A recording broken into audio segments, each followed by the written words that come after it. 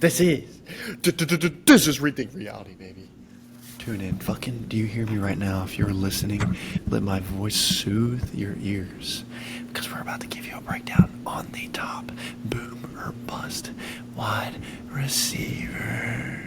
Well, ASMR to start the pod. Yeah, a little ASMR. Yeah. Okay, guys. Sorry you had to hear that, but yeah, it's boom or bust season. It's fantasy football, and like we've said in previous ones, this is PPR format. We're gonna jump straight into this. Jump straight into it. Raw dog. Scatty. Talk to me. Who's busting? Who's busting? Who's busting? I'm just gonna give you my top three. Okay. That's how we're gonna do it. All right, riddle it off. I'm gonna explain a little bit, but all right. It pains me to say this. It really does. It really does. From the bottom of my heart, I am sorry, but Amari Cooper, I do not. Ooh, okay. Okay.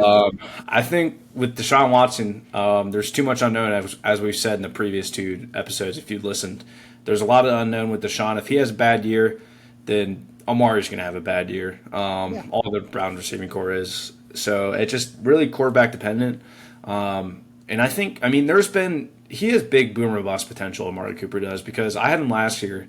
And he had a few games where he scored maybe 25, 30 points, even 20 points, which is pretty good for a wide receiver. But then he also had the offshoot games of scoring 3 or 4 points, and he lost me a couple games because of that. So I think it's very up or down with him. So do you agree with that, potentially being a bust? What I agree with is this. Don't draft Amari Cooper. Get Elijah Moore way deep in the back of the draft, and he can get pretty similar volume, I'm thinking. I think so too. That's a good take. I think that's a better pick. All right, number 2, bust. We saw one video of this guy, and everyone started freaking out. Is Calvin Ridley? Oh, okay. I think he has a lot of hype around him, which is going to be people picking him earlier than they should. Maybe not as early as like a 5, 6, or 7, but I think they're going to be picking him earlier than they should be, just because of one video we saw of him running around. Yeah. Like, everyone in the league can do that. That's not nothing special. And who's to say, he was explosive. He looked pretty explosive coming out of that hole, baby. Yeah, but who's to say Zay Jones didn't have like a little thing going on, and he was just going 50%, and then maybe Calvin Ridley was 100. Like, nobody knows, and I think that could lead to. And look at his quarterback, T-Law, like overthrow after overthrow after overthrow. He is on the bust category.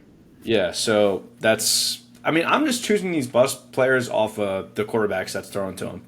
I mean, Deshaun, like the first one. Well, you did say Deshaun's going to boom, though. You did say Deshaun's going to boom. Well, that's because I'm biased, all right? Just let me be. All right, the third one I have is Deontay Johnson. I think he could bust this year, just because of what he did last year. He was definitely a bust last year. And look at Kenny Pickett. Kenny Pickett is awful. He is not that guy. He could have another bad year, and in turn, that would lead to Deontay Johnson bad year. And I think he could step in George Pickens' shadow a little bit. I think George Pickens could be that guy for the Steelers, and maybe Deontay Johnson takes a backseat. So that's just that's my top 3. I agree and disagree with Deontay. The reason why is I think he's being drafted at his floor right now. He's getting drafted around pretty sure like round 7 in PPR formats.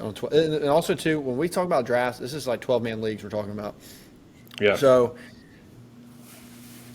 it's interesting because I think he's getting drafted at his floor, but I don't know what his ceiling is. Because like you said, I don't really trust a Kenny Pickett. You don't trust a Kenny Pickett. No. So the thing is like at that round, you're trying to pick people who can bust out. You're not looking for floor players in round 7 and 8 and 9. At least I'm not. I'm trying to look for someone who can break into a different tier that they aren't in right now. So I agree within that sense, and I think this team is still going to struggle to pass and score touchdowns. So I agree with you, but at the same time, I think he should have a positive regression because he scored no touchdowns last year. He scored absolutely 0, but I think he was pretty targeted in the actual end zone. So it should be interesting on how that's going to kind of show. But I'll jump into my top 3, and then we'll let you reel it off. Also, my top 3 that I'm giving out, these are people based on where they're drafted at. I think they're good wide receivers, but it's where they're being drafted at.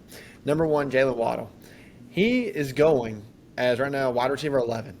And first of all, we already talked about Tua. He is a high risk QB. And do you think he's going to last the whole season? I want to say yes, but if you had a gun to your head, no. Okay. Because gun to my head, I would say no either. After looking at that line, after looking at what's going on, and when you look at anybody, I mean, Waddle did have success with Tua, but out of those two wide receivers, who regressed the most? Waddle took a freaking cliff once Tua left. I mean, he really had some real bad games, and there were some games to where Tyreek still had his own, but really Waddle cratered. And even when Tua was there, there was games where Tyreek would go nuts, and then Waddle would crater. Waddle's very dependent on breaking out and getting up in space and running around, and he's just going way too high. I mean, he's right underneath Garrett Wilson right now. So I just don't understand it. So I think he's a big bust this year. What do you think? Like you said, it just depends on Tua. Where do you rank Tua? If you think Tua is going to have a good year and he stays healthy, then I think Waddles goes at that position. I think that's a good position to go at. But if you think Tua doesn't stay healthy, then listen to what you just said. Yeah. But I don't know if I'd take Waddle that high. I think maybe like later second round I'd take him if he was still there. I would take him if I was like the 11 or 12 spot, and I'd pick him up in the 4th right there in the back. I would pick him up maybe right in there. But rather than that, I don't really care to really touch him. Another bust that I have is Mr. Drake London from the Falcons. I think he's a really good wide receiver. Really good wide receiver, but this team doesn't pass, bro. Look at Kyle Pitts. Kyle Pitts is a freak of nature. This guy could be really good on any other football team except the current team he is on because they are a pass-heavy team. They picked up Bijan. Bijan is going to get loaded, and the only person they got passed to him right now is Desmond Ridder. They are in a conference where it's going to be pretty shitty QB play, and it's not going to be high level, but I still just don't like Drake London at all. And I just think you need to stay away from a lot of any wide receiver in the Falcons room. What do you think, baby? I agree with you. I was actually debating on whether or not to put him in it as my bust category, just because of the reason you just stated was Desmond Ridder. That's too many unknowns. Like you need to when drafting, there's a very important tip. You want to draft players typically that are on good teams. You don't want to draft, rookie quarterbacks just because the unknown presence. And that goes for like wide receivers, running backs. Like you can draft them, they might be good, but just understand that they might not be as good as everyone's saying because they are a rookie. Yeah. My last and final bust candidate is Mr. T. Higgins. I think from where he is going at, it is kind of ridiculous. He's going around people like DK Metcalf. He's going around people like Garrett Wilson. He's also going around people like someone who I'm going to put in the boom category, but I will state it later. And then I would even say too, like Deebo Samuel and then maybe Keenan Allen. Even though I think, we'll take Deebo Samuel out, but Keenan Allen, all these people that I've listed are the dogs in each of these wide receiver groups. And I would much rather take them than take a backup who is T. Higgins, he does have decent games, but right now, Joe Burrow, we don't know what's going to happen with him. I'm assuming he's going to be back, but it's still been kind of weird on everything. And when he does come back, I'm projecting Jamar Chase to have a freaking year. I think he could be 101 next year. And to be honest, in this draft, he might end up going to 101 in a PPR format. Yeah. But I just don't like the secondhand wide receivers that I'm getting at this certain point in the draft. It doesn't make sense. And I don't even know if he's really cracked into the top 10 before. So where he's going at, it just doesn't make sense to me. And he's right now at 13. And to be honest, I think that's kind of his ceiling, I think, where he's getting drafted at. So I don't like drafting people at ceilings. So. Yeah, I think he's kind of meh. I don't know. That's a tough choice to me. Yeah, he's a good wide receiver, but it's just I don't know. It's just I don't like drafting someone who doesn't have that like crazy upside to where they can jump into another tier. Like they're not jumping into the AJ Brown tier this year. He's not jumping into the Amon-Ra tier this year. So that's where I'm like I can't. Do it. Yeah, for sure. But all right, getting into the boom category. My number one overall boom is none other than CeeDee Lamb. I think he's poised for a big year. Yeah, little Cowboys. And Dak Prescott. He's a good quarterback. I know we see the training camp videos of him throwing interception after interception, and a lot of people other than Cowboys fans like to hate on Dak, but I think CeeDee's poised for a big year. You saw the numbers he put up last year, and if he repeats what he did last year and he only uses that as a stepping stone, I think he could be Maybe like a dark horse sleeper. I don't know, where is he going right now. Let me He's see. going around like A.J. Brown, Amon Ra, Stephon Diggs area, Okay, Devontae yeah, Adams still in there. Stephon. Yeah, he's going like right around. Looks like Fantasy Pros has him at 109. Yeah, I mean, he could have a better year than Diggs. He could have a better year. I don't know. It'd be. I think right where he's placed at is probably pretty good. yeah, I don't know. I think he's going to have a good year, though. I think if you get the ninth overall pick and you end up drafting, or maybe eighth or 10th, 8, 9, 10, and you end up drafting CD, I think there's nothing wrong with that. okay, I think he's proved himself over the course of last year. I think he's earned that yeah, 109 spot. yeah. Okay, starting out with number 2 for me Hmm. is your boy AJ Brown. You just said it in the Hey, previous big dat man, baby. yeah, the previous podcast was Jalen Hurts is a long ball freak. He's a really good long ball passer. And what Yeah, does AJ Brown like to do? he's a He's bully, he's baby. yeah, he's that guy. He's that guy for Jalen Hurts. That's why he has that stat. He can go up and catch the 50-50 balls. Yeah, So I think he has big play potential. He can score the touchdown. He's a man of many talents. I don't have the stats up right now, but I think wasn't he one of the most didn't he like have the most one of the most yards last year overall? I can't remember. I don't think it was most yards because, like I said, he didn't play. They didn't play him that much in the second half because we were up by so much. This team is Okay. going to be behind in more games this year, and they're going to take a. I think they're going to take a little bit of regression from the amount of wins they had, just because of the strength of schedule.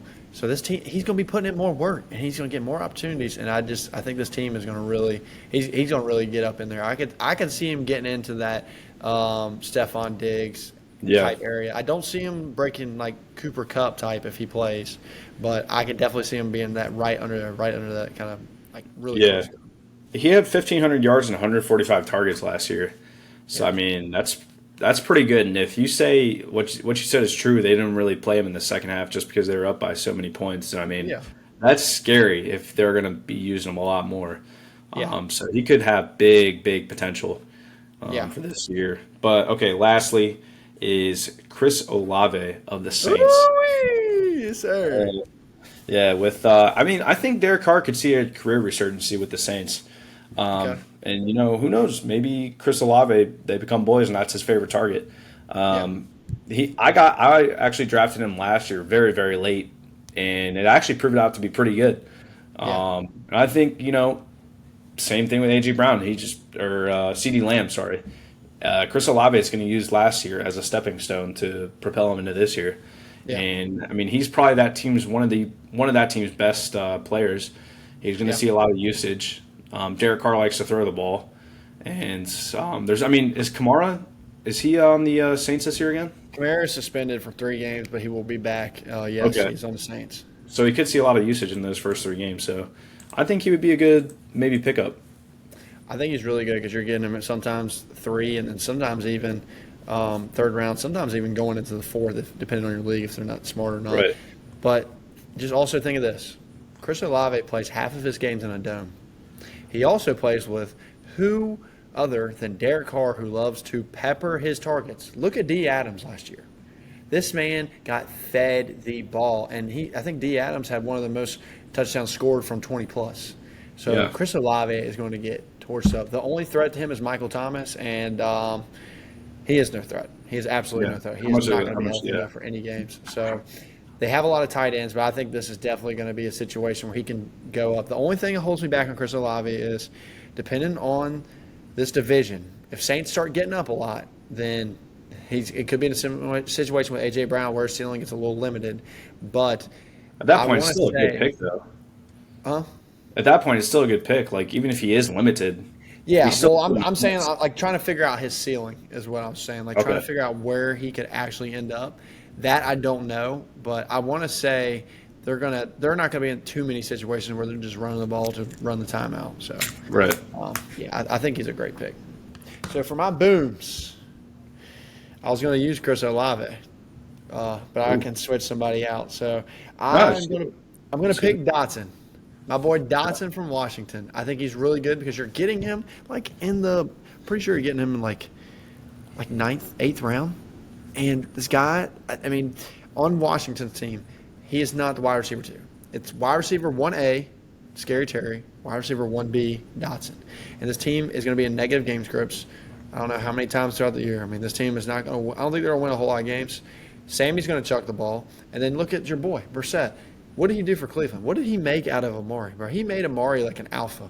And Brissett can pass it. So if you put that also, too, into his offense, those two QBs just intermingled each year and a negative game script, it's going to be really good. I believe, too, Dotson had more or when Dotson was healthy, he was getting into the top 10 more than Scary Terry was. It's top 10, top 15 as far as wide receivers, but you're getting him so late. So I think it's a great flex play that you could pick up, and he can really just help out your team based on where you get him, and you can kind of scoop up some of these other mid-round running backs.